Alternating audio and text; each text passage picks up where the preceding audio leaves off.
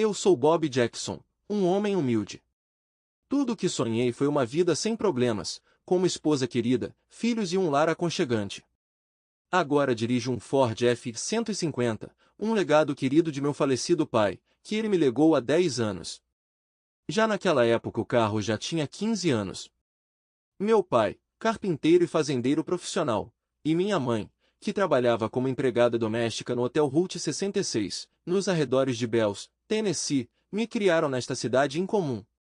Crescer em Bells me permitiu vivenciar a essência da vida típica de uma cidade pequena. Bells era tão pequeno que quando você encontrava a placa Welcome to Bells, podia ver a inscrição no verso. Obrigado pela visita. Tive a oportunidade de frequentar escolas de ensino fundamental, médio e o Bells Mini Market localizado no mesmo prédio. Durante todos esses anos fui conhecido pelo apelido de Beijo e, felizmente, a presença de minha irmã Carrie me protegeu dos ataques de agressores. Isto se deveu principalmente às suas ligações com um bandido local, o que tornou seu irmão inacessível a todos os desordeiros. Não importa o que aconteça, meu objetivo sempre foi uma vida simples. A escola era bastante tolerável, eu tinha um pequeno círculo de amigos, uma namorada e um carro modesto que me servia de transporte. Talvez fosse a altura de pensar em afiná-lo, mas o meu verdadeiro talento era a caça, na qual me destacava. A partir do momento em que aprendi a andar, ou melhor, a tropeçar desajeitadamente, percebi que estava segurando uma arma nas mãos. Claro, era apenas uma pistola com rolha, mas despertou meu interesse.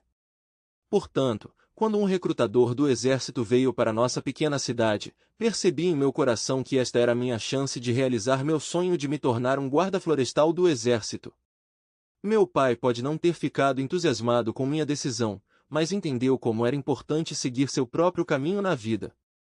Portanto, depois de terminar o ensino médio, entrei com prazer no exército.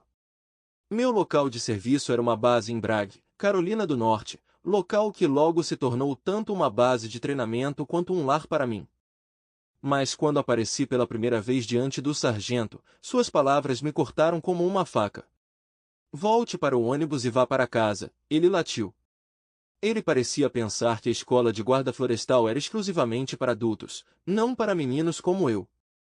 Eu tinha pouco mais de 170 centímetros de altura e não pesava muito, mas isso não me incomodava. Há muito tempo eu estava acostumado a ser subestimado, mas tudo mudou depois daquela primeira noite em campo, quando o sargento percebeu seu erro. Ele não me subestimou mais. Por vontade do destino, foi o sargento que estava na frente do cano do meu M60. Já era tarde da noite, 3 horas da manhã, e só eu descobri a movimentação do sargento na mata. No processo de estudar na escola de guarda-parques, superei todas as expectativas e me tornei o melhor aluno da minha turma. Não pude deixar de me sentir imensamente orgulhoso por saber que deixei meus pais realmente orgulhosos de mim. Quando meu período de serviço militar estava chegando ao fim, enfrentei muitas tarefas difíceis que me fizeram pensar nas impressões que recebi, mas decidi guardar esses pensamentos para mim e não compartilhá-los com ninguém. No meu último emprego, dediquei meu tempo livre para me formar em contabilidade, durante o qual conheci uma pessoa encantadora chamada Brenda. Ela tinha uma aparência deslumbrante, cabelos loiros e olhos castanhos hipnotizantes.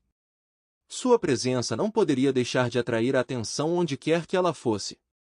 Percebendo sua atratividade, a marca recebia constantemente ofertas tentadoras. Mas Brenda tinha suas próprias preferências na escolha de um homem calmo, equilibrado e, o mais importante, facilmente controlável. Quando Brenda me conheceu, percebeu imediatamente que eu era ideal para essas necessidades. O único problema é que eu sabia perfeitamente que ela era demais para mim e me comportei de acordo. Sempre que Brenda sorria para mim, eu rapidamente desviava o olhar. Se ela se aproximasse de mim, eu saía rapidamente. Finalmente chegou o dia em que eu estava esperando na capela de Sermas. Brenda me notou e percebeu que precisava agir rapidamente para me pegar antes que eu a notasse. Quando Brenda se sentou no banco atrás de mim, esperei sua presença e rapidamente me virei para encará-la. Sim, como eu posso te ajudar? Eu perguntei, pegando-a desprevenida. Sua surpresa foi rapidamente substituída por um sorriso caloroso, que fez meu coração derreter instantaneamente. Nossa história de amor começou com essa comunicação simples. A partir daquele momento nos tornamos um casal, inseparáveis e profundamente ligados um ao outro. Quando apresentei a marca à minha família, eles ficaram absolutamente encantados. Suas conquistas falaram muito. Ela obteve um MBA, ficou em primeiro lugar na turma e era fluente em 4 idiomas. Toda a cidade de Bells nunca deixou de se surpreender por eu ter tido uma sorte tão incrível. Deve-se notar que Bells é uma cidade pequena onde todos sabem dos assuntos de todos. A população era de aproximadamente 225 pessoas. Meu pai ficou feliz por mim, mas ao mesmo tempo deu conselhos. Tenha cuidado em seu relacionamento com uma mulher como ela. Ele enfatizou que é preciso apreciá-la e amá-la como ela merece, mas ao mesmo tempo manter o respeito próprio e não tolerar o desrespeito. Ele me aconselhou a encontrar um equilíbrio entre satisfazer seus desejos e não dar a ela tudo o que ela deseja. Talvez em alguns casos eu tenha que ser firme e dizer não. Naquele dia, fiz um juramento a meu pai e permaneci fiel às minhas promessas. O tempo parecia passar rápido e não percebi como 10 anos passaram. Eu estava envolvido em um negócio de auditoria bem-sucedido e Brenda ocupava o cargo de gerente de vendas de nível médio em um supermercado respeitável. Não tendo filhos, éramos um verdadeiro exemplo de casal harmonioso. Do meu ponto de vista, tudo estava indo da melhor maneira possível. Após concluir a auditoria na fábrica do cliente, resolvi surpreender a Brenda e convidá-la para almoçar. Esta foi a minha primeira visita ao seu escritório, pois sempre respeitei o seu espaço profissional e nunca quis atrapalhar o seu trabalho. Da mesma forma, Brenda nunca sentiu necessidade de me ligar enquanto estava no escritório. Quando ela se atrasava, ela me ligava ou deixava uma mensagem em casa para me avisar. Tendo finalmente descoberto onde ficava o escritório de Brenda, fui até a mesa de sua secretária, que ficava fora do escritório, no corredor. Quando parei em frente à mesa, a secretária de Brenda perguntou: "Quem é você?" Respondi rapidamente: "Sou marido da Brenda." Ela riu e disse: "Vá embora." O marido de Brenda é um loiro alto e atraente, com 1,90 m de altura, e trabalha no andar de cima. "Você poderia incomodar a Sra. Jackson neste momento?" Perguntei. "Acho que podemos resolver esse mal-entendido", eu disse, mas minhas palavras foram ignoradas, pois a secretária contatou rapidamente os guardas. Os seguranças que chegaram imediatamente me agarraram e começaram a me tirar da sala. Naquele momento, Brenda saiu de seu escritório, sem prestar atenção ao fato de seu cônjuge legal ter sido confundido com algum tipo de anormal, e se viu nos braços do mesmo homem descrito pela secretária. Brenda congelou de perplexidade, mas em silêncio e imóvel observou-me ser levado embora. Ela não tinha ideia de que eu acabaria revelando seu relacionamento secreto com seu namorado, John. Brenda e Don enganaram com sucesso a todos no trabalho, considerando-se um casal. Tudo saiu do controle. Imediatamente depois de ser retirado do prédio, corri imediatamente para meu modesto apartamento para arrumar minhas coisas primeiro. O peso da gravidade da situação me esmagou, mas não pude negar a mim mesmo a minha natureza pragmática.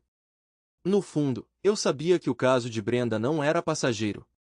Se, segundo seus colegas, ela era casada com esse homem, então o relacionamento ilícito deles deveria ter durado bastante tempo. No caminho de volta para casa, o telefone me assustou com seu toque contínuo. Olhando o identificador de chamadas, vi que era o celular de Brenda. Uma mistura de emoções tomou conta de mim, mas decidi ignorar a ligação, deixando-a tocar sem parar. A frustração cresceu e joguei o aparelho pela janela do carro, na esperança de me livrar de sua presença irritante. Quando cheguei ao meu modesto apartamento, o caos na minha cabeça refletia a desordem do apartamento. Quando comecei a arrumar minhas coisas e refletir, finalmente me dei conta por que Brenda nunca quis ter filhos, pelo menos comigo. Percebi isso com tristeza, mas isso não mudou a situação. Brenda me fez papel de bobo e eu não aguentei. Você consegue imaginar isso? A secretária de Brenda informou-a com um toque de diversão que um homem comum se aproximou dela e declarou descaradamente que era seu marido. Sério, esse cara provavelmente estava apenas delirando. Todos riram só de pensar que Brenda estava envolvida com alguém como eu. Estou perdido. Não quero me gabar, mas honestamente, só nos meus sonhos mais loucos Brenda concordaria comigo. Brenda de repente percebeu que sempre se considerou superior a mim. Afinal, sempre me considerei uma pessoa simples que cumpriu o seu destino. Brenda finalizou antes do final do expediente e foi para casa, sem saber o que fazer a seguir. Ela cometeu um erro e agora eu sabia a verdade. Mas ela tinha certeza de que eu iria querer ouvi-la e pensou que poderia inventar uma mentira em que eu acreditaria. Chegando em casa, Brenda percebeu que meu carro estava estacionado no local de costume. Abrindo a porta, ela me chamou, mas não houve resposta, apenas silêncio. Brenda procurou por toda a casa, mas não me encontrei em lugar nenhum. Mas Brenda permaneceu calma e não derramou uma lágrima. Ela não sentiu a necessidade de insistir nisso. Do ponto de vista dela, cumpri meu destino e agora ela está pronta para seguir em frente. Surpreendentemente, ela se sentiu aliviada por não ter que me explicar a real situação. Mais 2 semanas se passaram e Brenda almoçou com Dom, seu colega, que era como se fosse seu marido, junto com vários vice-presidentes da empresa. De repente, um homem vestido de garçom se aproximou dela. O homem se apresentou e perguntou: "Você é Brenda Jackson?" Ela respondeu sem muita excitação, mas a curiosidade não a abandonou. O homem entregou-lhe o pacote e disse simplesmente: "Você foi atendida." O rosto de Brenda ficou vermelho de vergonha. Ela rapidamente pegou o envelope e correu para o banheiro feminino. Ela estava fora de si de raiva por causa da rapidez com que consegui. A audácia com que serviu na frente de todos durante o jantar foi simplesmente enfurecedora. Quando Brenda voltou do banheiro, ficou aliviada ao perceber que Dom havia conseguido resolver a situação. Ele informou aos vice-presidentes que se tratava apenas de um caso de seguro, salvando-a de mais humilhações. Brenda ficou grata pela presença de Dom. 3 meses depois, Brenda estava sentada no escritório do advogado estudando os papéis do divórcio. Ela não perguntou nada a ele, mas a própria Brenda se deparou com fatos desagradáveis. Pelas explicações do advogado, soube-se que eu havia vendido com sucesso minha empresa, na qual Brand estava interessado. Naturalmente, Brenda exigiu saber a identidade do comprador, ao que meu advogado respondeu calmamente: era Carrie, a irmã do menino. Surpresa, Brenda perguntou a que preço a empresa foi vendida, ao que ele também respondeu calmamente: ela pagou $2. Então ele prometeu a Brenda que ela receberia sua parte pelo correio assim que o divórcio fosse finalizado e, ao mesmo tempo, um sorriso maroto apareceu em seu rosto. Confusa e ofendida, Brenda recorreu ao seu advogado, perguntando como eu poderia fazer isso, pois a empresa é considerada bem comum, o que lhe dá direito à metade. Decepcionada, ela começou a gritar e perguntar como eu poderia fazer isso com ela. "Por que ele não está aqui?" Ela perguntou insistentemente, cada vez mais alto. Meu advogado olhou para ela alegremente e sorriu. Então ele pegou sua pasta, entregou o cartão de visita ao advogado dela e saiu rapidamente do escritório. Enquanto isso, voltei para a casa do meu falecido pai em Bela e comecei a discutir com ele uma possível oferta imobiliária. Após a morte do meu pai, a fazenda passou a ser propriedade conjunta de Carrie e eu. Houve rumores sobre os planos da Nissan de abrir uma fábrica no Tennessee. Durante a conversa comigo, o vice-presidente responsável pelo desenvolvimento da Nissan demonstrou interesse em construir uma fábrica em nosso território com Carrie e Bells. Nossa fazenda com área de pouco mais de 200 hectares se adequava bastante aos critérios de tamanho desejados pela Nissan. Além disso, a conveniente proximidade da autoestrada, bem como a presença de uma linha ferroviária existente num dos lados, tornaram este local ideal.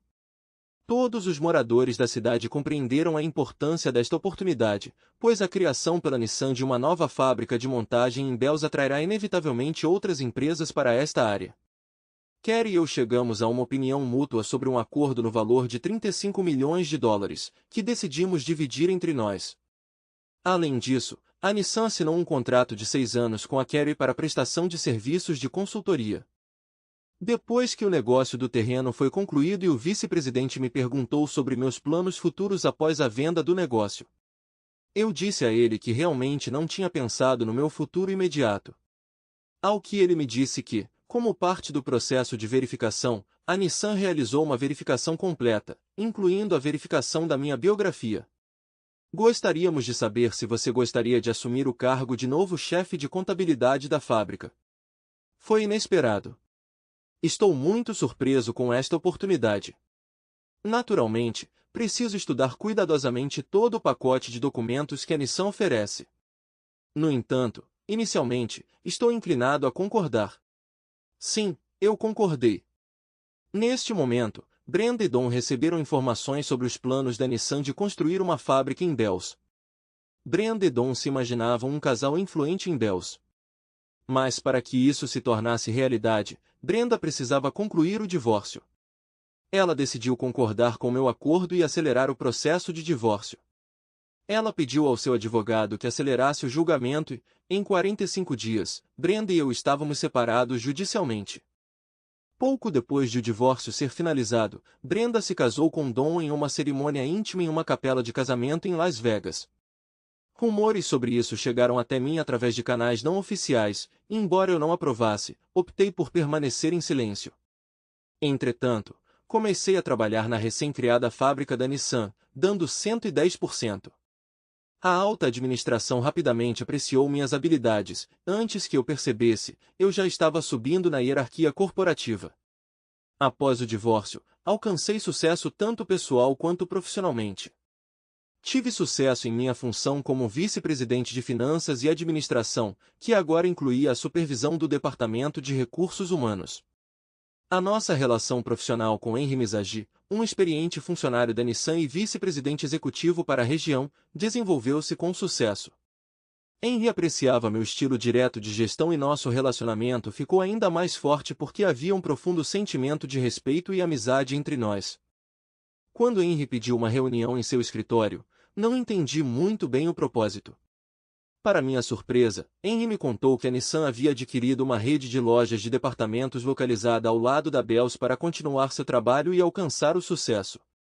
Henry me deu mais detalhes e me orientou a avaliar o negócio adquirido, dando especial atenção ao quadro de funcionários da matriz e à sua folha de pagamento. Quando voltei ao meu escritório, comecei a fazer uma extensa análise com base nas informações recebidas.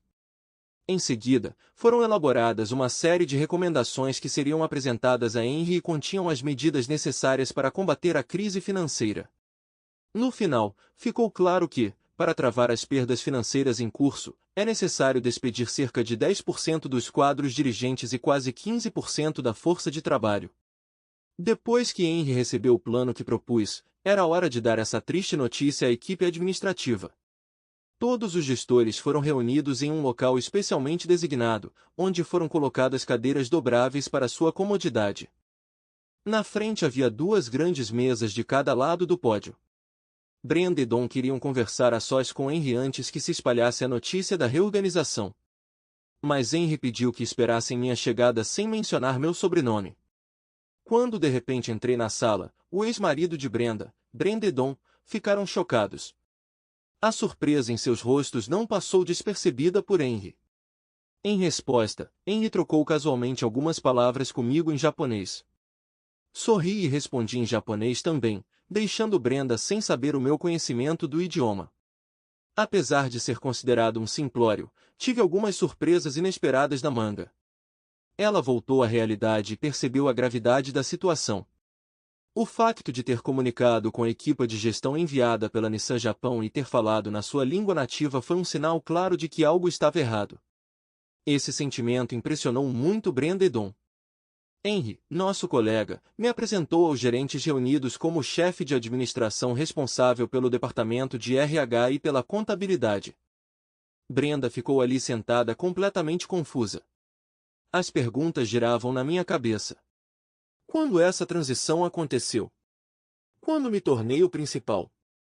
E o mais importante, onde ela estava quando tudo isso estava acontecendo? Ah, sim, ela estava ocupada com Dom, absorta em seus próprios assuntos.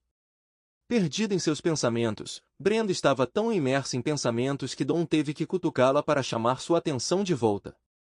Naquele momento, Brenda voltou à realidade, percebendo a gravidade da situação que se desenrolava à sua frente. Expliquei os motivos da falta de indenizações para Brenda, Dom e outros gerentes de nível médio demitidos. Esta descoberta foi um choque para eles porque sabiam que os proprietários e a gestão de topo receberam benefícios financeiros significativos, conhecidos como paraquedas dourados, quando venderam a empresa à Nissan. Infelizmente, a empresa tinha esgotado seus fundos e a Nissan foi forçada a injetar quantidades significativas de capital apenas para manter a produção. Assim, os gestores demitidos só podiam contar com uma assistência mínima sob a forma de subsídio de desemprego estatal, que era muito escasso.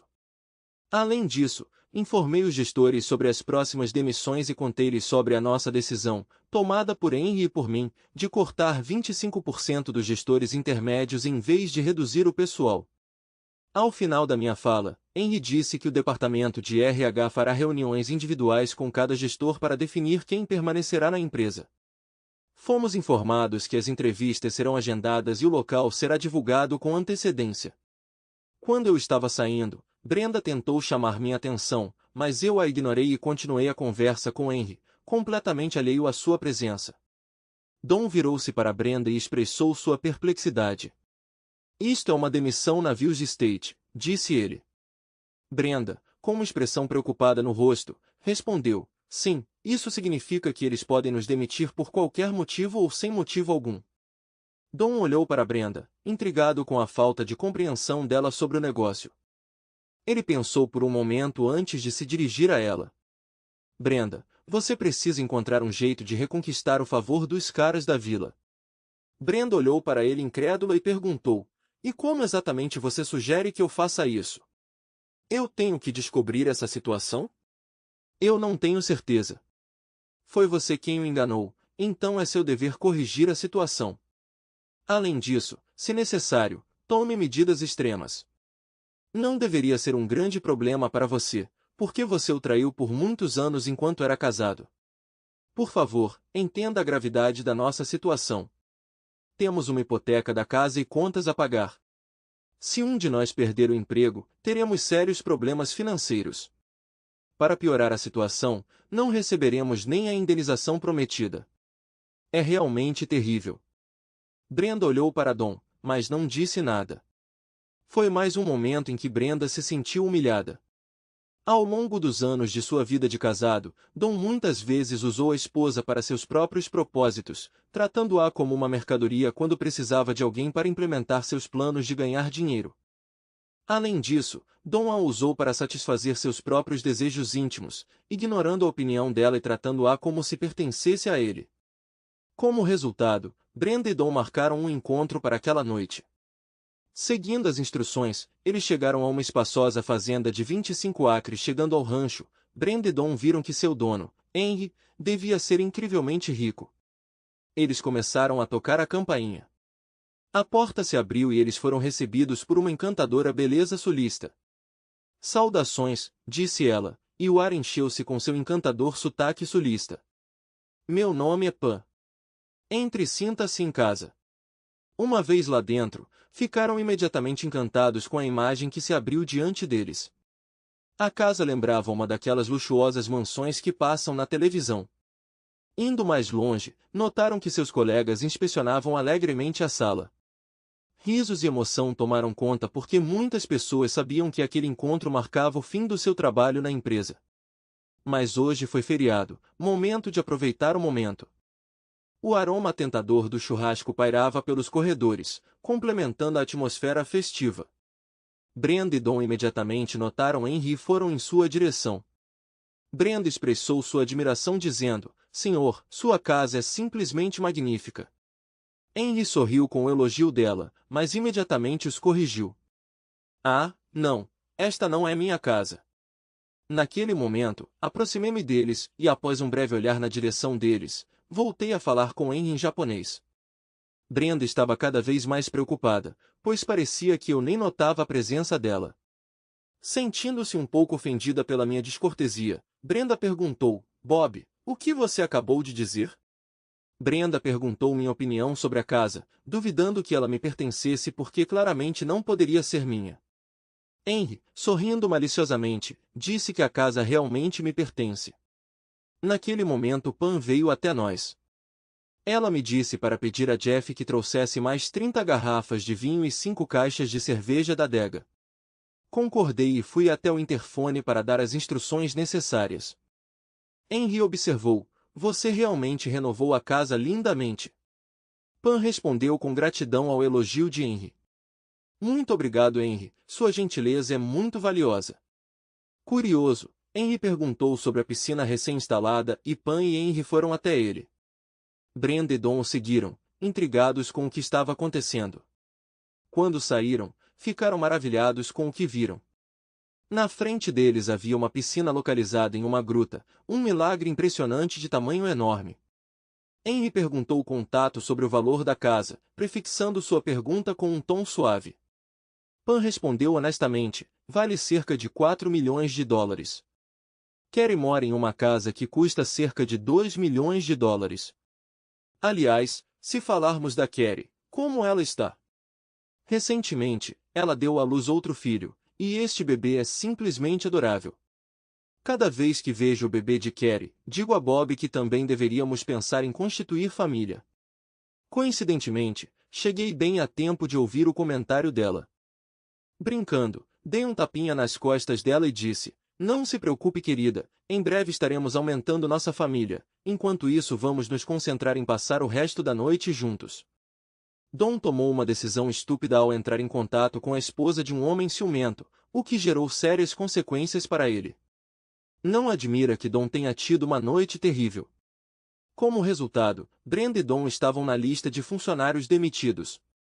No final, Pan realizou seu desejo tão esperado, deu à luz 2 meninas gêmeas. E alguns anos depois tivemos um filho que se parecia muito comigo. 1 ano depois, Don e Brenda se separaram e se divorciaram. Certa noite, Don voltou para casa acompanhado de vários colegas de trabalho. Sem saber disso, Brenda ouviu Don descrevendo-a como uma pessoa sacanagem quando se conheceram. Na manhã seguinte, Don percebeu que Brenda havia saído, deixando um bilhete que dizia: "Eu escolhi a mim mesmo, não você."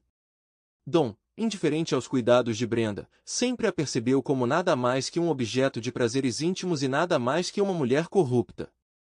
Tragicamente, 1 mês depois, Don foi encontrado morto em sua cama. Os resultados dos testes mostraram que ele era HIV positivo. Enquanto isso, Brenda vivia na pobreza com outro homem presunçoso e agressivo. Sua vida se transformou em um verdadeiro horror. Segundo minha irmã, que muitas vezes via Brenda no supermercado trabalhando como caixa, ela estava péssima. Carrie disse que Brenda tem hematomas no rosto e nas mãos. Ela disse que estava claro que minha ex-mulher foi vítima de violência doméstica. Mas eu não queria ouvir e saber de tudo isso, porque essa mulher morreu por mim e eu não senti pena dela. Ela mesma deu um passo em direção a uma vida tão terrível. Carrie sempre me falava sobre a marca, mas eu sempre pedi a ela que não me lembrasse dessa pessoa. Minha irmã é muito gentil e sentiu pena da minha ex-mulher. Um dia minha irmã me ligou novamente e ela estava chorando muito. Carrie disse que Brenda precisava de ajuda, que ela estava em péssimo estado. O homem com quem ela vivia espancou-a severamente e infligiu-lhe ferimentos graves e agora Brenda não consegue mover-se de forma independente nem sequer sentar-se. Após o espancamento brutal, ela ficou incapacitada e sozinha, sem qualquer apoio. E talvez você me considere uma pessoa cruel, mas não sinto pena dessa mulher mentirosa e dúbia. Depois de conversar com minha irmã chateada, pedi a ela que nunca mais mencionasse o nome do meu ex. Tenho uma história incrível que aconteceu comigo e com minha esposa Jennifer. Estamos juntos há 9 anos, desde que éramos amigos de escola. É como se tivéssemos saído de um conto de fadas. Nos cruzamos em um baile forçado da escola e daquele momento éramos inseparáveis.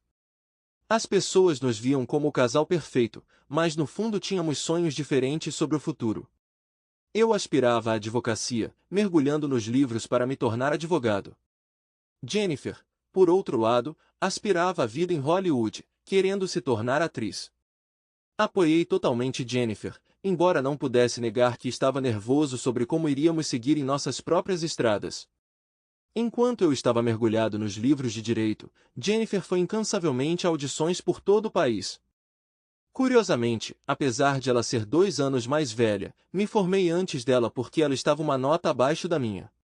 Permaneceu um mistério para mim, porque toda vez que eu perguntava sobre isso ela começava a se defender. Olhando para trás, posso dizer que se eu soubesse a verdade, talvez tivéssemos reconsiderado nosso relacionamento naquele momento. Mas fique tranquilo, o motivo ficará claro mais tarde. Depois de terminar o ensino médio, fui para o exterior estudar direito e assim começou nossa jornada no campo dos relacionamentos à distância. Já previa ceticismo, mas decidi firmemente que teríamos sucesso. Conversamos todas as noites. Sempre ia procurá-la em feriados e ocasiões especiais. Às vezes ela não estava disponível para comunicação por vários motivos, mas não insisti nisso. Mas depois da formatura, ela me deu uma notícia inesperada. Ela anunciou seu desejo de estudar atuação na Europa. A comunicação à distância dentro do mesmo país é uma coisa, mas agora enfrentamos um problema ainda maior. Mas agora que estávamos separados por um oceano inteiro, não pude deixar de sentir uma sensação de ansiedade. Mas Jennifer me tranquilizou, prometendo intermináveis telefonemas e conversas noturnas para superar essa distância. O tempo passou, ela continuou a atuar na Europa e eu fiquei aqui, imerso nos livros de direito. No caminho conheci muitas pessoas interessantes, incluindo mulheres, mas a nossa comunicação permaneceu puramente amigável. Exames da Faculdade de Direito, 2 e o próximo exame da Ordem, toda a minha atenção estava voltada para os estudos. Vários anos se passaram e eu me formei com sucesso na Faculdade de Direito e passei no exame da Ordem. Consegui um emprego em um escritório de advocacia médio, onde me especializei em contratos corporativos. Talvez não tenha sido uma escolha de carreira emocionante, mas me proporcionou uma renda estável. Enquanto isso, Jennifer voltou aos Estados Unidos e participou ativamente da audição, embora tenha enfrentado diversas rejeições. No final, formalizamos nosso relacionamento e nos casamos, apesar de já estarmos juntos há vários anos. Com o tempo, subi na carreira em um escritório de advocacia e Jennifer conseguiu alguns pequenos papéis de atriz. Decidimos sair de um apartamento apertado e comprar uma casa na Virgínia, embora o preço fosse considerável. Felizmente, meu emprego estável e bom histórico de crédito nos permitiram pagá-lo com conforto. Conseguimos um empréstimo hipotecário com sucesso, mas então aconteceram problemas. O CEO da minha empresa esteve envolvido num escândalo de peculato, que levou ao colapso de toda a empresa. Meu trabalho desapareceu durante a noite. Além disso, acumulamos dívidas, e se não conseguíssemos pagar a hipoteca, corríamos o risco de perder a nossa nova casa. Quando contei essa notícia à minha esposa, choramos juntos do fundo do coração, e então nos reunimos e começamos a pensar em soluções para nos mantermos à tona. Pensamos em vender o imóvel ou procurar um emprego de meio período, por exemplo. Jennifer assumiu o papel de vendedora de hambúrgueres. Nossas tentativas de salvar a situação foram como colocar um curativo em um navio que afundava rapidamente. Não seria suficiente. A data de encerramento do empréstimo hipotecário aproximava-se, aumentando a nossa pressão. Mas, poucos dias antes de estarmos à beira do colapso financeiro, minha esposa deu a notícia surpreendente. Ela assinou um contrato importante com a televisão. Ela manteve silêncio sobre os detalhes, enfatizando sua natureza ultrasecreta, e disse que nem sequer seria tornado público. Embora tenha despertado algumas suspeitas em mim. Mas tempos desesperadores exigem medidas desesperadas, não é? Com o passar do tempo, minha esposa continuou a ganhar experiência como atriz e a expandir seu repertório. Todos nós já ouvimos falar das medidas extremas que os programas de TV tomam para evitar spoilers, por isso não me debrucei sobre o mistério que cerca o novo emprego da minha esposa. Além disso, o sólido salário que recebia era mais que suficiente para pagar a hipoteca. Quando nossos problemas financeiros foram resolvidos, a vida pareceu voltar ao normal e eu me vi na nona nuvem. Às vezes, eu quase queria permanecer felizmente inconsciente das rachaduras que começaram a aparecer em nosso casamento. Mas o tempo voou. Quase meio ano se passou sem pesadelos sobre a perda da casa. Finalmente nos livramos desse fardo, ou assim parecia. Apenas 3 meses depois, consegui um novo emprego num pequeno escritório de advocacia que estava mais preocupado em proteger os interesses do público do que em atividades corporativas. Embora o salário fosse menor, eu me sentia como um assistente de pleno direito de pessoas comuns que precisavam de ajuda. Ao mesmo tempo, a carreira de atriz de minha esposa parecia ter atingido novos patamares. Seu salário crescia a cada ano, mas ela mantinha em segredo sua atuação profissional, fornecendo poucas informações sobre suas atuações. Com o passar do tempo, não consegui afastar a crescente suspeita de que algo estava errado. Pareceu-me que o desejo de obter transparência e compreensão do que ela faz não era descabido, especialmente porque a sua carreira contribuiu largamente para o pagamento do empréstimo hipotecário, e pareceu-me justo querer ter pelo menos alguma ideia do trabalho dela. Mas rejeitei minhas suspeitas como paranoia e decidi mais uma vez deixar tudo como está. No final, tive tarefas mais importantes, como um novo emprego e desenvolvimento pessoal. Aliás, fiz uma nova dieta e resolvi ir à academia 3 vezes por semana. Jennifer também parecia estar se esforçando, vestindo-se impecavelmente e aplicando maquiagem antes de sair de casa. Estranhamente, nossa intimidade diminuiu e raramente saíamos mais, deixando-me com uma sensação de perplexidade e distanciamento. Vendo como ela fica à vontade com $1 milhão, fiquei intrigado. Eu entendi que a indústria da televisão exige muito, mas não sabia que o programa se escondia por trás de sua aparência impecável. Olhando para trás, podemos dizer que toda esta situação parece irreal, como se fosse inventada. A história tomou um rumo inesperado quando um dia um benfeitor anônimo decidiu me revelar o segredo de Jennifer. Quando cheguei ao trabalho, vi um envelope branco liso cuidadosamente escondido na gaveta da minha mesa. Meu nome e uma mensagem urgente estavam escritos em negrito. Leia imediatamente. Com curiosidade e apreensão, abri o envelope com cuidado e uma série de fotos apareceu na minha frente, das quais meu queixo caiu de descrença. Nas fotos, Jennifer era retratada em um ambiente que lembrava estranhamente um clube de strip, e envolvida em atividades que destruíram minha ideia da nossa realidade. No início, tratei isso como um possível erro, ou uma pegadinha bem pensada, da qual rirei mais tarde. As fotos que me chamaram a atenção não eram muito nítidas, o que deixava margem para dúvidas e identificações equivocadas. Agarrando-me desesperadamente à esperança, convenci-me de que tudo isso era apenas um mal-entendido ou uma piada maliciosa. Mas ninguém veio me acalmar ou dissipar meus medos, o que só piorou minhas preocupações. No fundo, eu sabia que não poderia mais ignorar esse sentimento incômodo. Tendo alguns fundos acumulados durante o meu trabalho anterior de forma voluntária, que realizei antes do meu trabalho atual, decidi contratar um detetive particular. Era necessário chegar à verdade, mesmo que isso significasse enfrentar revelações perturbadoras para as quais eu não estava preparado. Eu não conseguia me envolver em atividades clandestinas, como frequentar clubes de strip ou algo pior. Além disso, se as minhas suspeitas fossem infundadas, seria injusto expor a minha mulher a preocupações desnecessárias.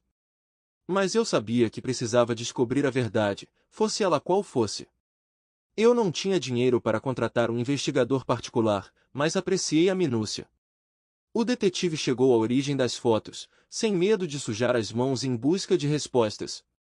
Um dia depois, um relatório detalhado e fotos em alta resolução foram colocados na minha mesa, sem deixar dúvidas. Ficou claro em preto e branco que minha amada esposa, Jennifer, com quem vivi 9 anos maravilhosos, desempenhava o papel principal em um clube de elite de amantes do entretenimento íntimo. Meu coração doeu. Senti uma forte pressão na minha garganta e ficou difícil engolir. Eu senti como se um golpe estivesse sendo desferido rapidamente no peito. O choque do que aprendi me atingiu como uma onda gelada. 9 anos de casamento, sonhos de constituir família depois de quitarmos a hipoteca, tudo isso agora estava em jogo. Eu me senti privado de visão. Fui dominado por uma sensação de traição. Era impossível imaginar que Jennifer, minha companheira de vida, pudesse estar envolvida em uma vida tão secreta. Eu estava desesperado por respostas. Naquela noite, sentei-me sozinho na sala e esperei que ela voltasse, esperando que ela desse alguma explicação para a confiança quebrada entre nós. A noite continuou e várias horas se passaram antes que eu ouvisse o som de uma chave girando na fechadura. Quando ela entrou pela porta, vi uma expressão de surpresa em seu rosto por eu não estar dormindo. Eu geralmente estava dormindo quando ela chegava em casa. Olhando para trás, eu deveria ter percebido que isso foi um sinal de alerta, mas às vezes a clareza só vem em retrospectiva. O peso das evidências pesava sobre mim, mas queria dar a ela uma chance de explicar. Respirando fundo, perguntei diretamente por que ela trabalhava em um clube para amantes da intimidade. A reação dela foi instantânea. Ela congelou no lugar, como se tivesse sido pega de surpresa. Não, eu não trabalho num lugar assim. Por que você diz isso? Confusa, Jennifer perguntou de onde vieram minhas acusações. Ela não conseguia entender por que tirei tais conclusões. Apesar da explosão de raiva, consegui manter a calma. Insistindo para que ela fosse honesta comigo, não queria deixar esse assunto sem atenção. Mas Jennifer continuou a negar o seu envolvimento no que estava a acontecer, lançando-me olhares incrédulos, como se duvidasse da minha sanidade. Não querendo deixá-la descartar minhas preocupações, tomei a iniciativa. Retirando as fotos incriminatórias, espalhei-as uma por uma, observando cuidadosamente a reação dela. À medida que seus olhos examinavam cada imagem, percebi que seu rosto estava perdendo a cor e um sentimento incondicional de culpa emanava dela, como o calor intenso de um forno. Naquele momento, todas as minhas dúvidas sobre a autenticidade das fotos evaporaram. Para minha surpresa, Jennifer não mentiu mais nem se defendeu, apenas desabou na minha frente, soluçando incontrolavelmente. Entre lágrimas, ela confessou que a sua participação neste clube estava ligada a uma tentativa desesperada de salvar a nossa casa, pelo bem do nosso futuro juntos. Ela expressou profunda vergonha e remorso, reconhecendo até que ponto havia afundado. Ela implorou por compreensão, explicando que não suportava que eu descobrisse a verdade e queria escondê-la. Mas apesar dos seus apelos chorosos, o sentimento de traição só se intensificou, perturbando todos os meus instintos. A decepção e o aborrecimento nasceram em mim quando indiquei a Jennifer que o medo dela da minha decepção não lhe dava o direito de me trair dessa maneira. Seu pedido de desculpas parecia uma fraca tentativa de cobrir uma ferida profunda, apenas um curativo em um osso quebrado. Ela tentou se justificar dizendo que nunca quis me machucar e não queria que eu descobrisse seu segredo. Eu não conseguia acreditar no que estava ouvindo. Como ela poderia esperar que tal desculpa fosse suficiente para compensar a dor que ela causou? Minhas perguntas foram para o futuro. Perguntei sobre seus planos para o futuro. Lembrei-lhe que consegui um novo emprego há alguns meses e que poderíamos ter pago a hipoteca se ela não tivesse recorrido a esses passeios noturnos. Ela parecia confusa, incapaz de dar uma explicação satisfatória. Naquele momento, percebi que não precisava mais ouvir nada. Tudo se encaixou como peças de um quebra-cabeça. Marcas de grife penduradas em cabides, decoração luxuosa decorando nossa casa e seu guarda-roupa por $1000. Tudo isso de repente fez sentido. Como eu poderia não perceber isso? A realidade me atingiu como um soco forte no estômago. Jennifer não era mais uma atriz modesta perseguindo seus sonhos. Ela havia se transformado em um objeto de desejo altamente remunerado. Uma pergunta pairou no ar. Ela gostou de todo esse dinheiro, fama e tudo que veio com isso? Ela continuou em silêncio, e esse silêncio se estendeu por milhares de quilômetros. No final, ela perguntou: o que devo fazer? Você quer que eu largue esse emprego? Lágrimas brotaram dos meus olhos enquanto eu tentava descobrir como poderia confiar nela novamente. Naquele momento, ficamos em silêncio, como duas estátuas de pedra em um monumento de casamento que já foi enorme, mas agora está em ruínas, desesperados por um milagre. Minha vida parecia uma piada de mau gosto, uma reviravolta cruel do destino. E então ela quebrou o silêncio, implorando por uma segunda chance e prometendo desistir de sua participação já no dia seguinte. Gostaria de dizer que permaneci firme e frio, expulsando-a resolutamente. Para ser honesto, lutei com minhas emoções e pensei em afastá-la. Seria uma reação justificada, a coisa certa a fazer. E às vezes eu estava muito perto de fazer isso. Divórcio era uma palavra que eu não conseguia dizer. A ligação profundamente enraizada entre nós, a experiência partilhada que nos moldou, tudo isto não me permitiu abandoná-los tão facilmente. Em vez disso, contra o meu melhor julgamento, disse a mim mesmo: ótimo. Decidi dar a ela uma segunda chance, embora com cautela. No dia seguinte, apesar das suas objeções, insisti em acompanhá-la ao clube para ver pessoalmente a sua demissão. Diante dos meus olhos, minha esposa encontrou seu chefe, e não pude deixar de cerrar os punhos ao ver seu sorriso maroto. Após essa aprovação emocionalmente intensa, partimos juntos, buscando consolo em nosso caminho comum na busca pela cura e pela reconciliação. Em um esforço para restabelecer nossa conexão, decidi tirar uma semana de folga e dedicá-la ao reencontro com minha esposa. Voltamos àqueles momentos da nossa juventude, quando éramos adolescentes apaixonados, lembrávamos de coisinhas fofas, pregávamos brincadeiras bobas e ríamos. Foi um sentimento nostálgico e, por um breve momento, me permiti acreditar que nosso relacionamento poderia ser salvo. Por mais estranho que possa parecer, mas foi graças ao trabalho anterior da minha mulher neste lugar terrível que conseguimos manter a nossa casa, que eu, tradicionalmente considerado o ganha-pão da família, tinha dificuldade em aceitar. Mas ela desistiu bem diante dos meus olhos, e agora tivemos a oportunidade de nos dedicarmos mais tempo um ao outro, renovando o desejo de restaurar o que estava tenso. Mais uma semana se passou e minha esposa começou a procurar ativamente por novas vagas. Ao mesmo tempo, meu escritório de advocacia me designou para conduzir uma ação judicial com uma oferta elevada de US$ 1 milhão, para a qual tive que ir à Indiana. A perspectiva de viagens de longa distância novamente me causou uma sensação de ansiedade. Mas tendo recebido as promessas e garantias da minha esposa, criei coragem e concordei com este trabalho.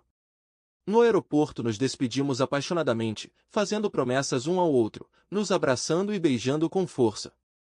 Quando peguei a estrada, fiquei entusiasmado com meu novo papel profissional e ansioso por ter confiado em Jennifer novamente. E então fiquei na encruzilhada, pronto para iniciar um novo capítulo na minha carreira e no meu relacionamento.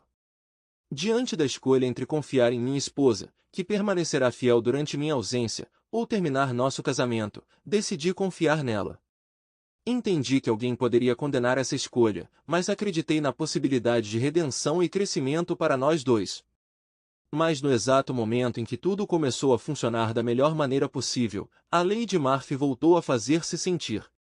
O universo parecia determinado a me testar ainda mais, desafiando minha determinação.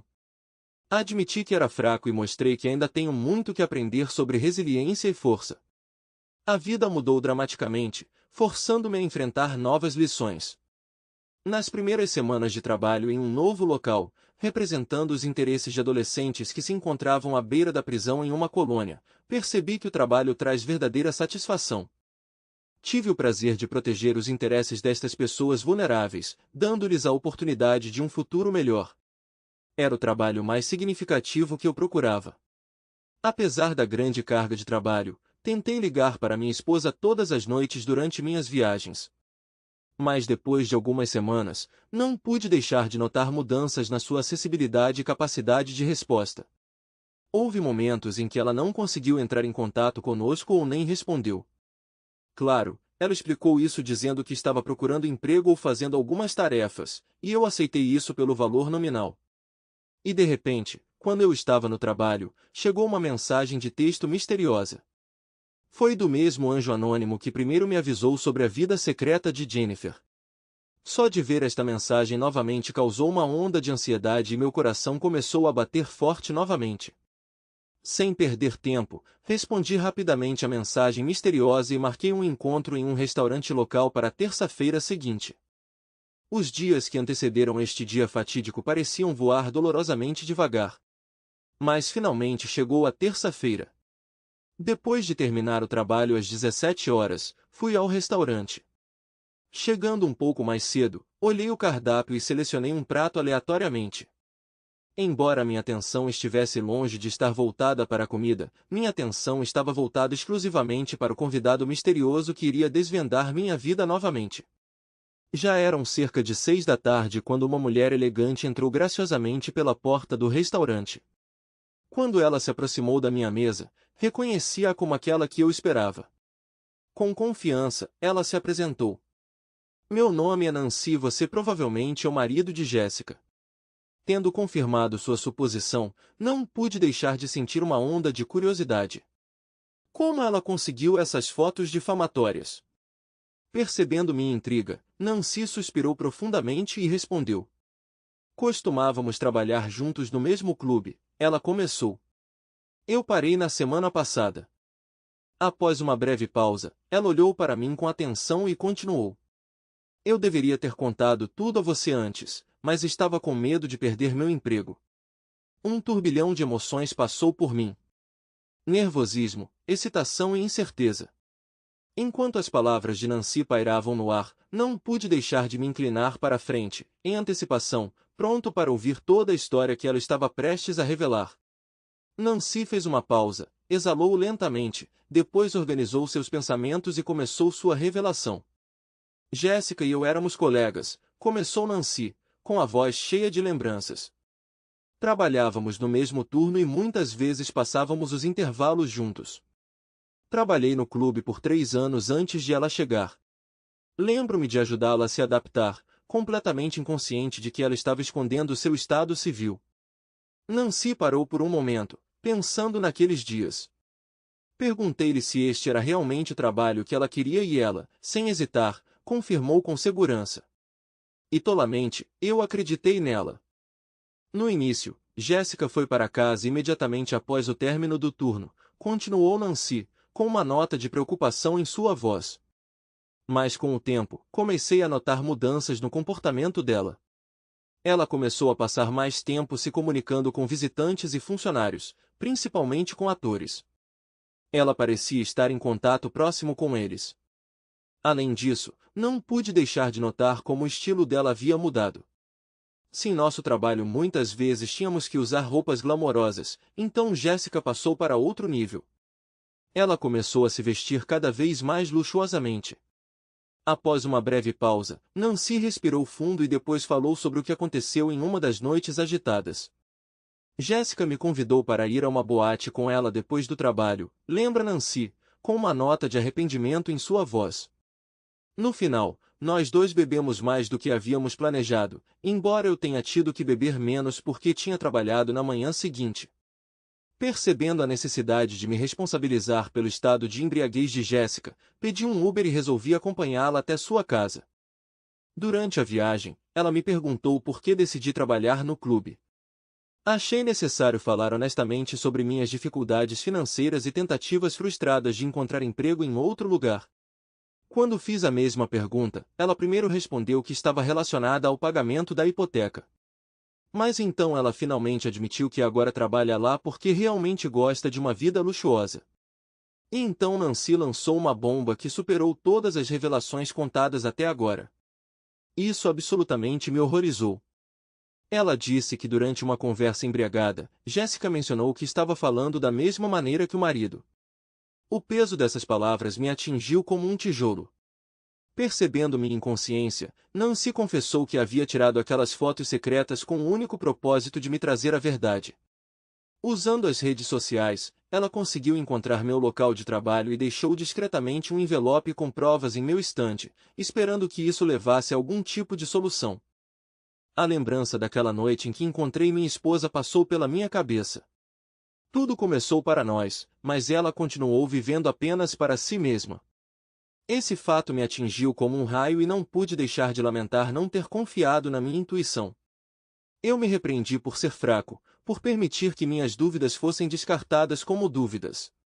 Naquele momento, Nancy percebeu meu silêncio e esperou pacientemente pela minha resposta. Com gratidão pela sua franqueza, agradeci-lhe sinceramente antes de lhe contar sobre a minha difícil decisão de pedir o divórcio. E ainda assim, em meio à turbulência, persistiu uma sensação de ansiedade. No momento em que me preparava para pedir o divórcio, fui surpreendido por outro golpe chocante. Chegou uma carta com uma reviravolta inesperada. Para minha descrença, Jéssica me ignorou, acusando-me de abuso, maus-tratos e até mesmo infidelidade. As acusações pareciam absurdas. Além disso, eles foram apoiados por uma foto minha e de Nancy tirada em um restaurante. Ficou claro que Jéssica estava me espionando, invadindo minha privacidade, tentando manipular a situação. Dominado pela raiva e pela ansiedade, percebi que precisava manter a calma mesmo diante de acusações tão infundadas. Apesar das provas disponíveis e das constantes calúnias públicas da minha esposa nas redes sociais, mantive-me confiante na justiça destas acusações. Tendo decidido agir, a primeira coisa que fiz foi recontratar o mesmo detetive particular, munido de muitas provas contra minha esposa enganada. Tendo evidências indiscutíveis, eu estava pronto para revidar. Jéssica pode ter iniciado a batalha, mas eu estava determinado a fazê-la se arrepender. Depois de coletar todas as informações que recebi de um detetive particular, salvei cuidadosamente os backups em meu telefone e computador, garantindo sua segurança para a próxima batalha. Quando tudo ficou pronto, decidi dar um passo ousado e entrei em contato com Nancy, pedindo-lhe que testemunhasse em meu nome na audiência de divórcio. Seu conhecimento e evidências em primeira mão seriam inestimáveis para desmascarar as falsas acusações de Jéssica. Como minha esposa filmou secretamente nossa conversa, ela usou isso para me acusar de infidelidade e outras ofensas infundadas. Depois de um longo dia de suspense, a resposta de Nancy finalmente chegou. Ela concordou em testemunhar em meu nome e tudo o que tive que fazer foi fornecer-lhe os detalhes.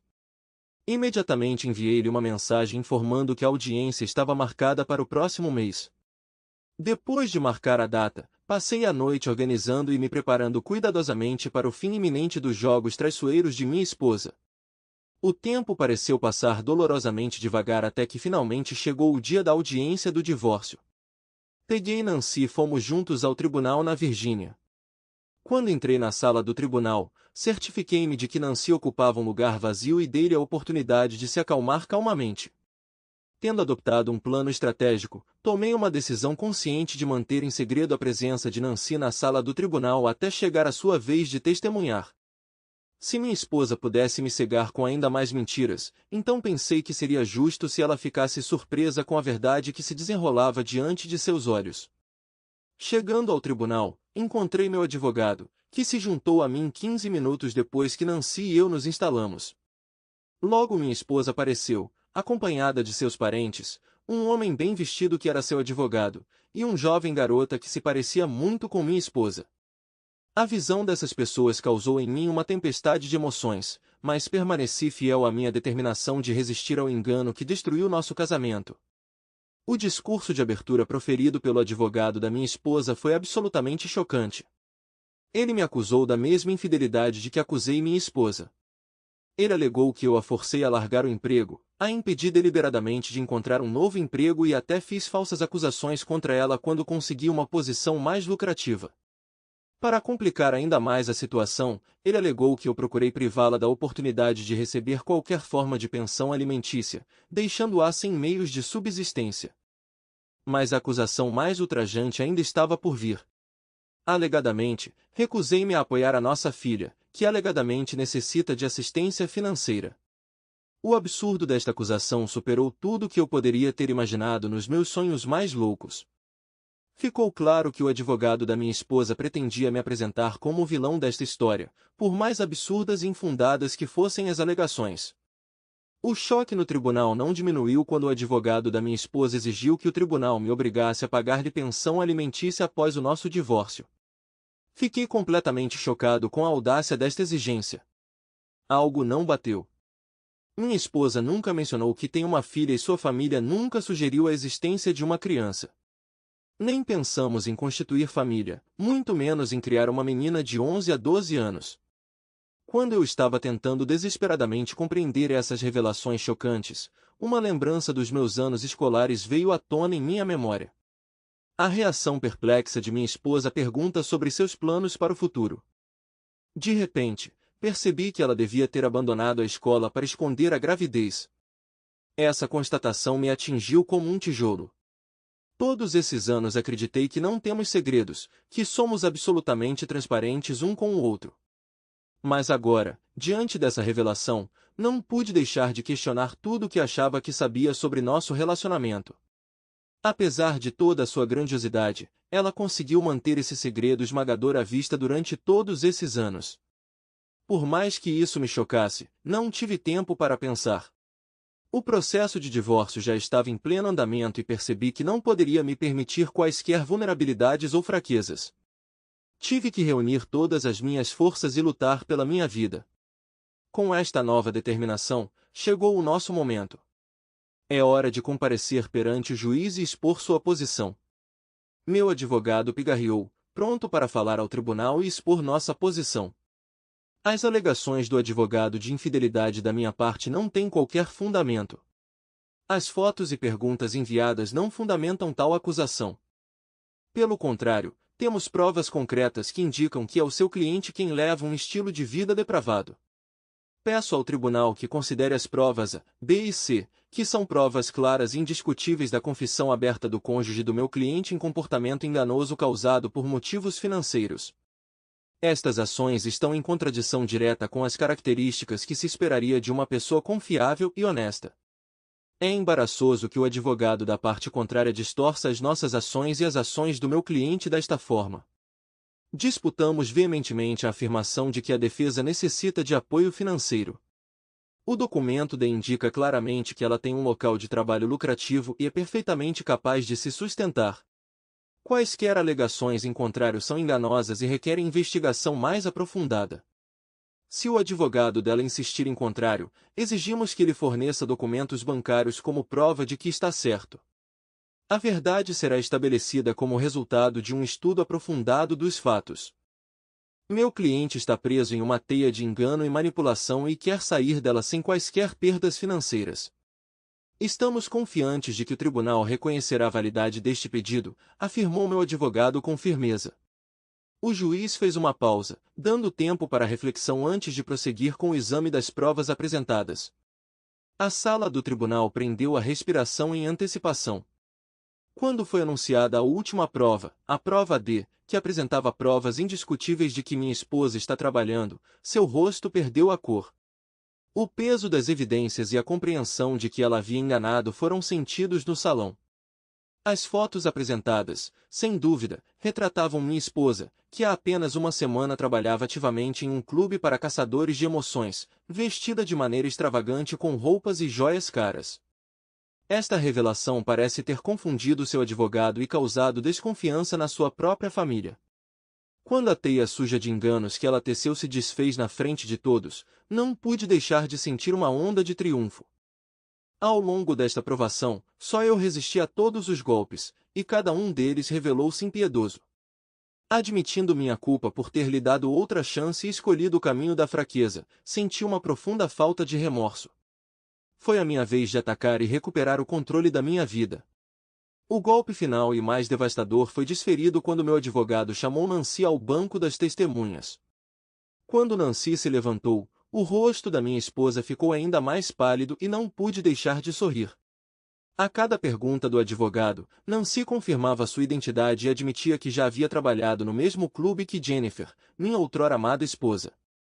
Sob questionamentos implacáveis, Nancy contou como Jennifer, enquanto embriagada, exibiu descaradamente sua riqueza recém-adquirida e revelou suas próprias mentiras ao marido. A sala do tribunal foi tomada pelo testemunho de Nancy, que revelou ainda mais a profundidade do engano da minha esposa. Quando minha advogada perguntou sobre uma foto específica minha e de Nancy, ela explicou calmamente que havia me contatado para denunciar a infidelidade de Jennifer. Além disso, Nancy explicou que não tinha nada a temer, uma vez que já havia pedido demissão do clube. Ela deixou claro que a foto apresentada não era prova de qualquer infidelidade da minha parte. Para apoiar suas palavras, ela apresentou uma gravação de áudio de nossa conversa. À medida que a fita tocava no tribunal, o rosto de minha esposa ficava cada vez mais infeliz. Era óbvio que ela presumia que eu não tinha nenhuma prova e, se não tivesse, talvez eu tivesse sucumbido ao seu engano. A gravação serviu como um meio poderoso de expor suas mentiras e confirmou meu desejo pela verdade.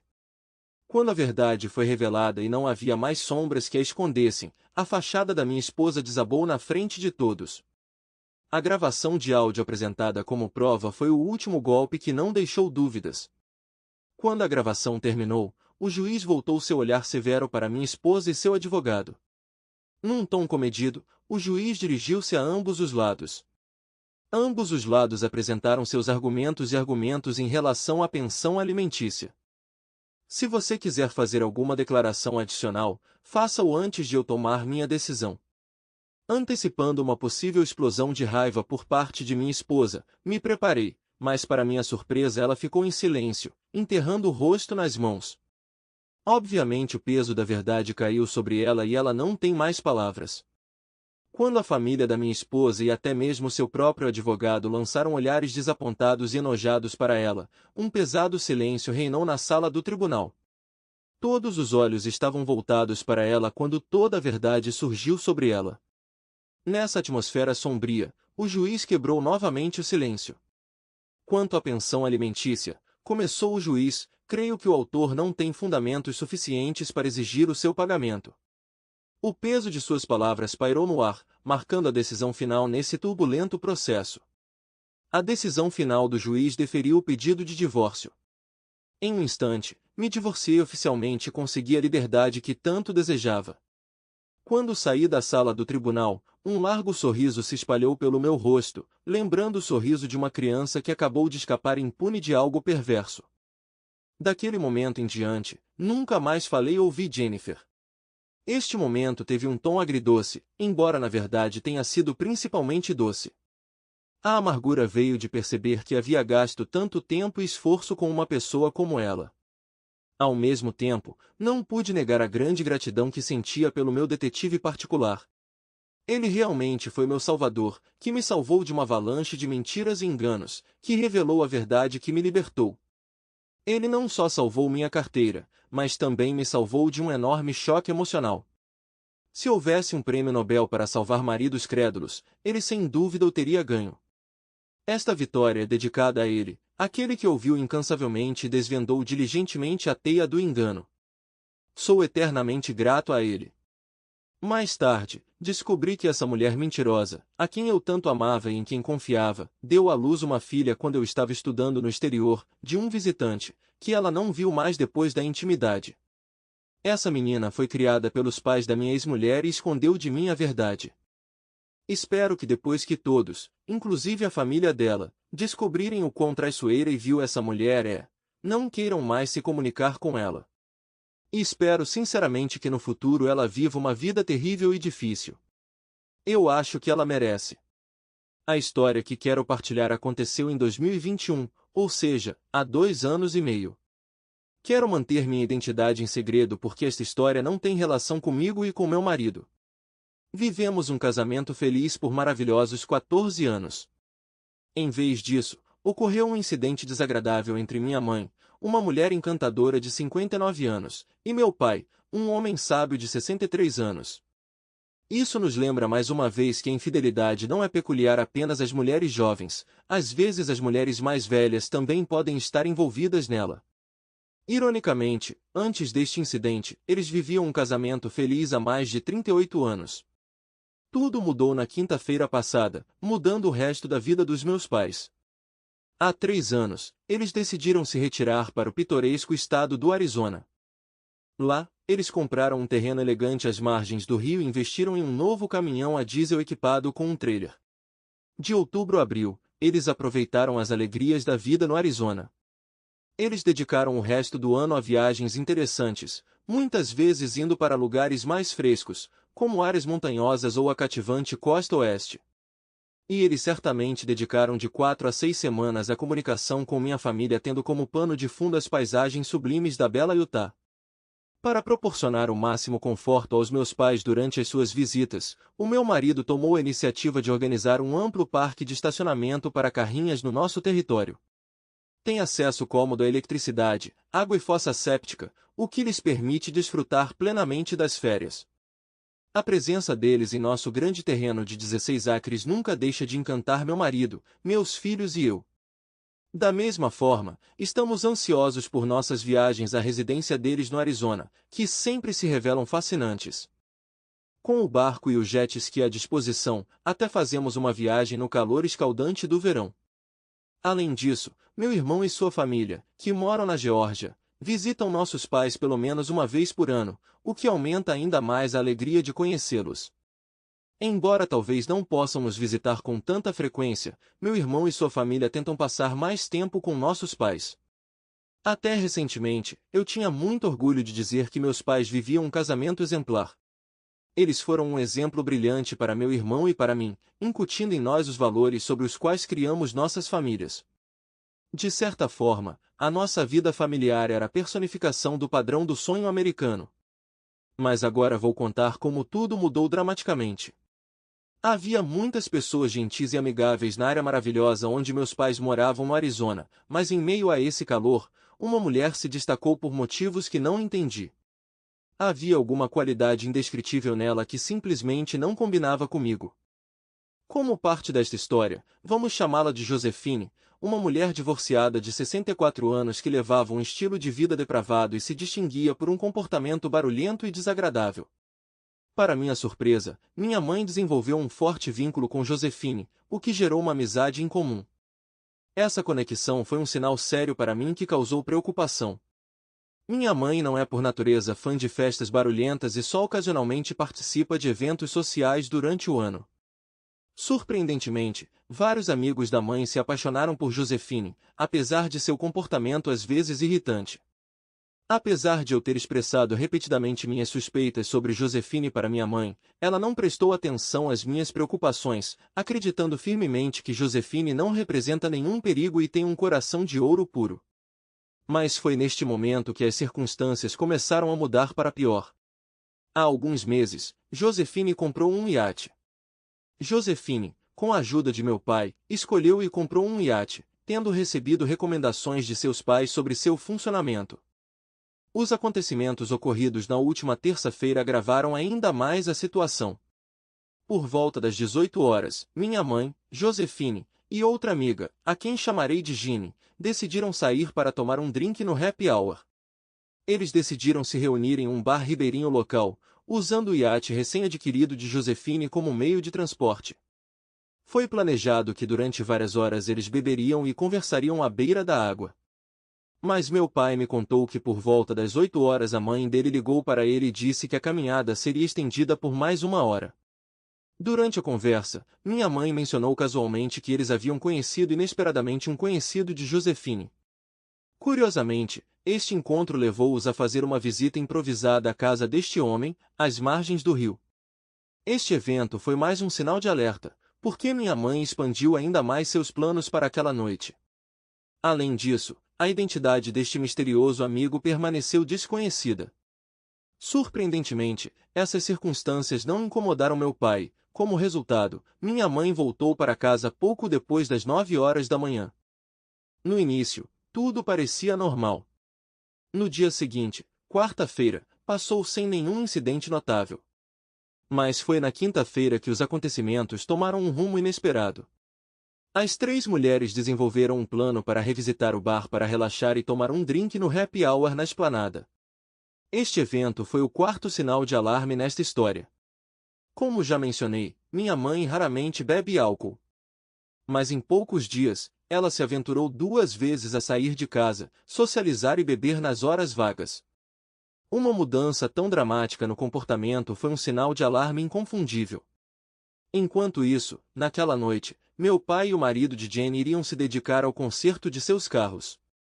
Portanto, a caminhada das senhoras não apresentou problemas do ponto de vista do conflito de horários.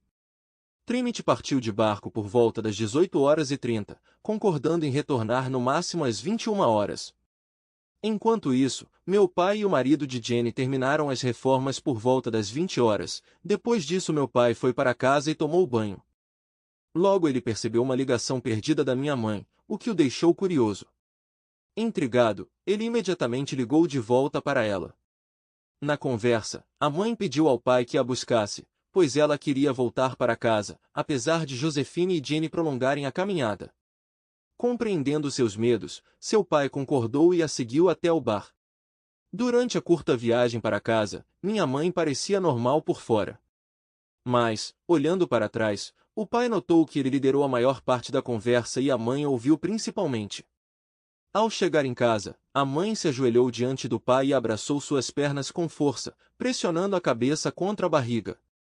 A princípio, o pai pensou que ela estava iniciando um momento íntimo, mas logo percebeu que ela estava chorando. Ele gentilmente a levantou, acalmou-a, abraçou-a e perguntou gentilmente sobre o que aconteceu com ela. De repente, a mãe criou coragem e confessou sua traição ao pai.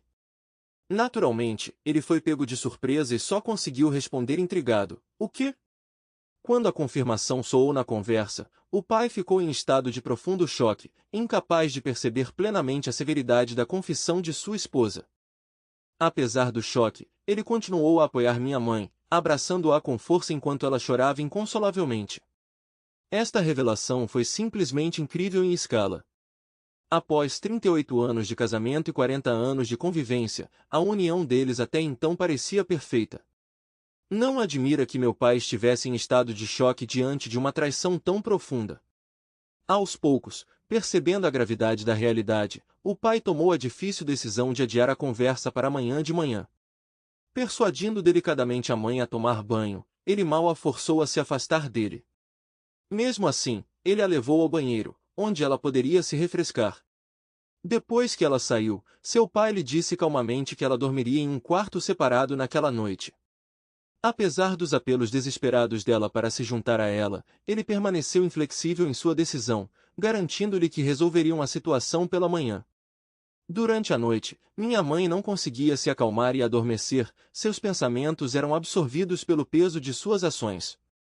Durante toda a noite agitada, a mãe continuou tentando olhar pela porta do quarto, sentindo uma necessidade urgente de falar com o pai. A cada vez, ele implorava carinhosamente que ela descansasse e garantia que eles definitivamente conversariam pela manhã. Eventualmente, o cansaço cobrou seu preço e ela adormeceu por volta das 5h30 da manhã. Na manhã seguinte, ela acordou às 8 horas da manhã e viu que seu pai não estava lá e que ele havia transferido todos os seus pertences pessoais para um trailer durante a noite. Este ato simbolizou sua decisão final de romper com ela, o que significava que ele não queria mais continuar o relacionamento. Todo o peso de sua decepção ficou claro, ele havia chegado ao ponto em que sua ligação com ela se tornou irreparável. Diante da infidelidade de minha mãe, meu pai demonstrou firme determinação em lidar com a situação, apesar de viverem juntos há 4 décadas. O pai lidou com esta situação difícil com uma resistência incrível. Ele moveu habilmente suas coisas sem causar problemas à mãe. O quarto deles tinha uma porta de correr que dava para o pátio, o que lhe permitia recolher discretamente roupas e pertences pessoais e colocá-los na van antes de sair. A princípio minha mãe tentou contatá-lo por telefone, mas ele não atendeu. Em vez disso, ele optou por se comunicar com ela por meio de mensagens de texto, dando tom para suas futuras conversas. Na manhã do dia 9 de abril, exatamente às 6 horas da manhã, ocorreu a separação oficial dos meus pais. Essa notícia tirou a mãe da rotina. Em desespero, ela discou novamente o número do pai e desta vez ele atendeu. Com calma, ele repetiu as palavras escritas na mensagem. Ele disse que estava pedindo divórcio e moraria em um trailer até que o processo fosse concluído. Apesar dos pedidos de minha mãe para conversar com ele, para lhe dar a oportunidade de se explicar, ele deixou claro que não estava interessado nisso. Na última conversa antes do final da conversa, meu pai disse à minha mãe que ela receberia informações do advogado dele assim que ele o contratasse. Além disso, disse que já havia entrado em contato com o marido de Jenny, que estava na festa com minha mãe e Josephine naquele momento. Embora os detalhes sejam desconhecidos para mim, parece que o marido de Jenny descobriu sua infidelidade e posteriormente a expulsou de casa. Jenny está atualmente buscando refúgio temporário com Josephine enquanto elas passam por esse período turbulento e tentam resolver suas situações. Depois de conversar com minha mãe, meu pai recorreu a mim e a meu irmão para contar a amarga notícia. No início ficamos surpresos, pensando que se tratava de algum tipo de piada de mau gosto. Mas quando a gravidade da situação ficou clara, as emoções tomaram conta de mim, levando-me às lágrimas. Desde então, o estado emocional da minha mãe deteriorou-se significativamente. Durante a última semana, em busca de meu pai, ela viajou teimosamente de um acampamento a outro, percorrendo uma distância incrível, mais de 1.500 quilômetros. Meu irmão e eu sabemos onde meu pai está, mas prometemos não contar a ela. Meu irmão e eu estamos firmemente ao lado de meu pai, dando-lhe apoio constante nesta difícil situação, porque ele é sem dúvida uma vítima. Ao mesmo tempo, estamos preocupados com a nossa mãe. Seu comportamento desequilibrado, falta de apetite e sono, bem como a busca frenética pelo pai, nos fazem temer pelo seu bem-estar. O medo constante de que ela possa sofrer um acidente, ter um ataque cardíaco ou até mesmo se machucar nos assombra, especialmente porque ela tem falado repetidamente sobre sua falta de vontade de viver sem o pai. Agora estamos diante de uma questão urgente. Vale a pena revelar o paradeiro do nosso pai para diminuir a ansiedade da nossa mãe? Mas dado que o nosso pai pediu explicitamente a confidencialidade, é importante respeitar a sua vontade e manter a confiança que depositou em nós. Se denunciarmos o seu paradeiro, isso poderá comprometer a nossa confiança e relacionamento com ele. Embora possamos informar a nossa mãe sobre o paradeiro dele, isso pode trazer-lhe paz de espírito temporária, mas também pode doer se ela quebrar a promessa e começar a procurá-lo. Em última análise, a nossa prioridade deveria ser apoiar o pai neste momento difícil, bem como garantir o bem-estar da mãe de outras formas. Nesta situação difícil, quando nosso pai ficou completamente chocado com as ações da nossa mãe, é muito importante que respeitemos o seu pedido de confidencialidade e mantenhamos a sua confiança. Em primeiro lugar, devemos dar um apoio constante ao nosso pai, que de facto é uma vítima nesta situação. É claro que eu, como filha, posso ter pensamentos e emoções conflitantes, mas devemos permanecer firmes no nosso desejo de apoiar plenamente o nosso pai. Não importa quão difícil seja, devemos permitir que nossa mãe enfrente os problemas associados à responsabilidade por suas ações. Se precisar de aconselhamento sobre os próximos passos a seguir, pode ser útil procurar o conselho de um amigo da família, conselheiro ou psicoterapeuta confiável que possa fornecer uma avaliação objetiva e apoio durante este período difícil. Ontem, minha mãe estava na região de Street George, procurando muito por meu pai. Para quem não sabe, Street George está localizada no sudoeste de Utah. Para apoiá-la e protegê-la, consegui convencer minha mãe a vir à nossa casa e passar algumas noites conosco. Felizmente ela concordou e espera-se que chegue esta tarde. Uma série de eventos profundos ocorreram nos últimos 10 dias. Minha mãe veio à minha casa claramente deprimida e parecia muito mal. Após uma breve conversa, nós a aceitamos e permitimos que ela relaxasse em um dos quartos. Mais menos de uma hora depois, minha filha mais nova, saindo do quarto, começou a me chamar persistentemente. Quando corri para lá, vi que ela estava se contorcendo em convulsões, apertando a parte inferior do abdômen e a região pélvica, incapaz de se mover. Numa situação tão difícil, meu marido rapidamente a carregou até o carro, decidindo procurar ajuda médica com urgência. Corremos para o pronto-socorro, observando forte desconforto e suor, além de sinais evidentes de febre alta.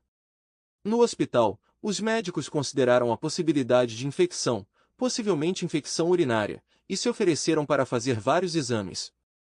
Além disso, foi prescrito tratamento para desidratação grave. Mais tarde, descobriu-se que minha mãe havia contraído uma doença sexualmente transmissível por causa da intimidade. Felizmente, a doença sexualmente transmissível que a mãe adquiriu pode ser tratada com antibióticos. O médico aconselhou-a a passar a noite no hospital até que a temperatura baixasse e o seu bem-estar geral melhorasse. Infelizmente, após 48 horas, não houve progresso visível no seu estado. Naquele momento, a situação mudou para pior. A médica expressou temor de que possa estar lidando com um tipo de doença venérea resistente a medicamentos, que se tornou cada vez mais difundida nos últimos anos. Nesse sentido, foi-lhe prescrita uma combinação de antibióticos potentes. Após 5 dias, a temperatura caiu e o quadro ficou estável. Ela recebeu alta do hospital ontem. Durante sua permanência no hospital, a mãe sempre perguntava sobre o pai, querendo saber se ele havia entrado em contato com ela para perguntar sobre seu bem-estar. Para ser sincero, eu disse a ela que ele não havia feito uma única ligação, mas garanti que lhe dava as últimas notícias todos os dias. Minha família e eu a visitávamos todos os dias para apoiá-la e nos comunicar. Cuidamos para que ela não ficasse muito tempo sozinha, tentando evitar o sentimento de solidão. Infelizmente, esta abordagem parece ter aumentado o seu sentimento de depressão. Atualmente, de volta a uma casa aconchegante, a mãe parece estar fazendo progressos físicos no caminho da recuperação. Mas o seu estado emocional permanece instável. Desde que voltou, ela tem escrito e ligado constantemente para o pai, procurando desesperadamente se comunicar com ele. Decepcionada e abatida, diz ela, depois de 40 anos de convivência, acho que ele pelo menos vai falar comigo. Quando ouvi isso, fiquei com raiva e a ataquei com palavras insultuosas. Eu disse, se você não tivesse se comportado assim, nada disso teria acontecido. É tudo culpa sua. Você destruiu nossa família. Embora houvesse uma verdade inegável nessas palavras, o remorso tomou conta de mim quase imediatamente e imediatamente pedi desculpas a ela. Dominada pela emoção, ela começou a chorar, agarrando-se firmemente a mim. Tivemos uma longa conversa, de mais de 2 horas, durante a qual ela se abriu e contou toda a verdade. A pessoa com quem a mãe teve um relacionamento íntimo era um construtor de 28 anos que trabalhava em uma instalação próxima. Acontece que esse cara, apesar da diferença significativa de idade, 31 anos, iniciou ativamente um relacionamento com uma mulher casada. Seu comportamento só pode ser descrito como desrespeito e desprezo. Junto com 2 camaradas, ele decidiu alugar um trailer à beira do rio por um longo período, 6 meses, em vez de ficar em um hotel. Agora, infelizmente, chegamos à parte mais sombria da história. Segundo a mãe, ela teve contato com esse homem na terça-feira, enquanto Josefine e Jenny mantinham um relacionamento amoroso com outras 2 pessoas. Sim, pode parecer chocante, mas foi exatamente assim. Mas na quinta-feira, seu namoro a capturou de tal forma que ela não resistiu à intimidade com ele. Quando ouvi essa notícia, fiquei profundamente enojado e chocado. Eu não poderia imaginar que minha própria mãe pudesse se comportar dessa maneira. Apesar de seu crescente desconforto e falta de vontade de discutir esse assunto, continuei teimosamente a insistir no meu próprio. Fiquei me perguntando como ela poderia trair o pai daquela maneira. Em resposta às minhas perguntas, ela simplesmente não entendeu o que estava acontecendo. Ela admitiu que sentiu remorso imediatamente assim que ela e o homem começaram suas ações. Agora, pensando nisso e recontando os detalhes, ela sente muita vergonha. Sou extremamente grato à minha mãe por ter tido a coragem de confessar ao meu pai, embora deva ter sido extremamente difícil para ela. A ideia de que ela, sem saber, transmitiu uma doença venérea ao pai é um cenário realmente assustador, e é muito bom que isso não tenha se concretizado. Isso poderia levar a uma reviravolta catastrófica e a uma enorme tragédia. Apesar disso, a mãe não perde a esperança de que o pai volte. Mas parece que ele já decidiu tudo e tem fama de não cancelar suas decisões. Nesse sentido, a mãe planeja partir no sábado e continuar a busca pelo pai. Sem saber o que esperar na sexta-feira, ela planejou uma busca minuciosa em todos os acampamentos da região sudoeste. Sua determinação a faz seguir em frente, apesar da incerteza do que está por vir. Há algo que eu sei, mas não posso compartilhar com ela. É importante que ela ouça isso. Meu pai combinou de entregar os papéis do divórcio para minha mãe na minha casa. Ele quer que ela esteja na presença de sua família para lhe dar apoio durante esse momento difícil. Sexta-feira promete ser um dia incrivelmente difícil, cheio de turbulência emocional. Sinto-me culpado porque sei o que vai acontecer. Apesar disso, sinto-me na obrigação de ajudar meu pai nesse processo. Além disso, é importante para mim estar perto da minha mãe quando ela enfrenta dificuldades. Mais de 1 ano se passou. Mamãe e papai realmente se divorciaram, e essa realidade ainda é difícil para mim compreender. Além da notícia do divórcio, é extremamente importante esclarecer o que vem acontecendo na vida deles desde então. Meu pai, incapaz de perdoar a traição de minha mãe, permaneceu firme em sua posição. Ele é uma pessoa firme de princípios que deixa claro que não aceitará a traição tão facilmente. Portanto, ele decidiu não se comunicar com sua mãe, exceto nos encontros durante o processo de divórcio. A rápida decisão de meu pai de excluir minha mãe de sua vida foi uma surpresa para mim, mas entendo a profundidade de seu ressentimento e a necessidade de se distanciar. Vale ressaltar que apesar de suas relações pessoais terem sido prejudicadas, o pai garantiu uma distribuição justa dos recursos financeiros durante o processo de divórcio. Durante o processo de divórcio, a mãe recebeu uma compensação generosa. O principal objetivo do pai era romper o casamento o mais rápido possível e romper relações com ela. Embora me doa reconhecer esta realidade, posso simpatizar com os seus sentimentos de traição e desrespeito. Atualmente minha mãe mora em um apartamento modesto não muito longe de nossa casa. Como já mencionado, ela morava em uma magnífica casa às margens de um rio no Arizona, acompanhada de barcos, jet skis e trailer. Juntos, mamãe e papai embarcaram em aventuras de verão, explorando costas e montanhas de todo o país. Só posso imaginar o quanto ela se arrepende de sacrificar tanto por causa de uma excitação passageira. É desagradável perceber que ela trocou uma indulgência temporária por consequências tão duradouras, mas não vou insistir nisso porque há outro ponto importante a abordar. Se do ponto de vista do pai o processo de divórcio parecia rápido e eficiente, o mesmo não se pode dizer da mãe. Infelizmente, após a conclusão do processo de divórcio, sua saúde piorou imediatamente. Como resultado da deterioração do seu estado, ela foi hospitalizada com bronquite, desidratação, desnutrição e depressão grave. Como resultado, ela teve que passar 3 dias no hospital, onde recebeu tratamento e medicamentos para tratar de problemas de saúde mental. Os medicamentos prescritos, no fim das contas, tiveram um efeito positivo, estabilizaram seu estado mental e trouxeram calma. Ao mesmo tempo, tendo como pano de fundo essas dificuldades, ela fez um exame complementar na forma de um possível diagnóstico de lúpus, provavelmente provocado pelo estresse excessivo associado ao divórcio e à perda do pai. Segundo o médico, o estresse intenso pode enfraquecer o sistema imunológico, o que leva ao agravamento de doenças semelhantes ao lúpus. Considerando que a mãe estava lutando contra doenças sexualmente transmissíveis e bronquite bacteriana, é óbvio que seu sistema imunológico está enfraquecido. A este respeito, o médico deu à minha mãe recomendações individuais destinadas a fortalecer a imunidade e a gerir eficazmente os níveis de estresse. Para restaurar o controle sobre o bem-estar geral, a mãe precisa se envolver ativamente no relaxamento e na redução do estresse. É encorajador que ela tenha feito progressos notáveis na sua recuperação nos últimos 6 meses. Infelizmente, a condição atual da mãe está longe da mulher forte e calma que ela já foi. Agora ela parece frágil, quebrada e privada de sua antiga energia vital. Apesar disso, há alguns meses consegui um emprego para ela em uma loja de artesanato onde minha amiga trabalha como gerente. Vale ressaltar que ela cumpre perfeitamente suas funções e recebe elogios por ser uma excelente funcionária. Se ela tiver sorte, este trabalho a ajudará a encontrar um novo propósito. Mas a dura realidade permanece sombria.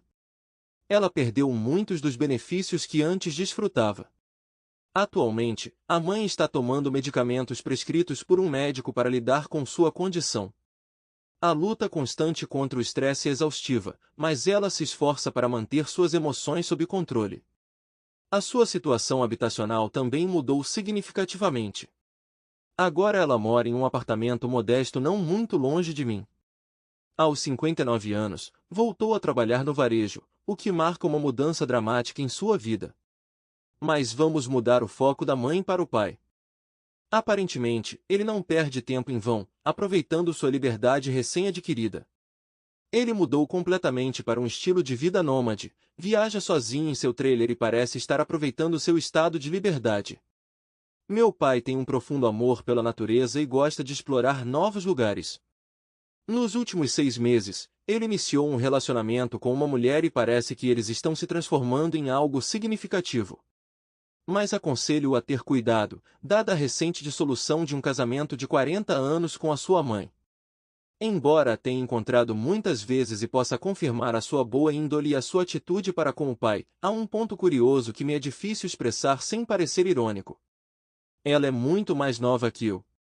Eles estão unidos pela paixão por viagens, já que a menina é blogueira no YouTube e fala sobre suas aventuras. Nos últimos 4 meses, papai e sua namorada fizeram várias caminhadas pelo país. Embora ela não fale sobre o pai em seu canal no YouTube, ela o menciona em alguns de seus vídeos. O relacionamento deles parece muito forte, e o próprio pai diz que está mais feliz do que nunca.